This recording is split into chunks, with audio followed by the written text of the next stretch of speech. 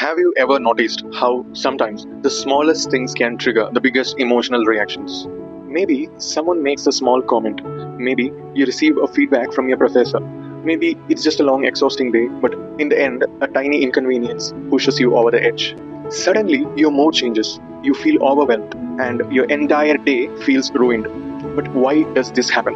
Let me explain you the wild horse effect. The whole idea of the wild horse effect comes from a story of wild horses in the African savannas. There are certain small vampire bats which feed on the blood of these horses. The bite itself is not harmful, and they consume a small amount of blood, which is not life threatening. But sometimes the horses panic. They start running.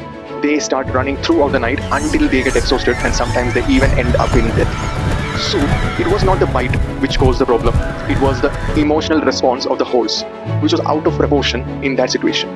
We usually interpret things negatively. A small comment may be taken as a criticism, a late reply might feel like a rejection.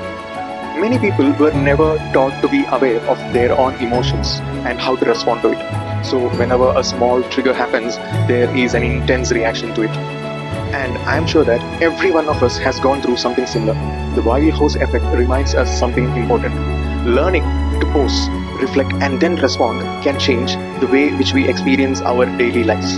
And remember this, an entire sea of water can't sink a ship unless it gets inside the ship.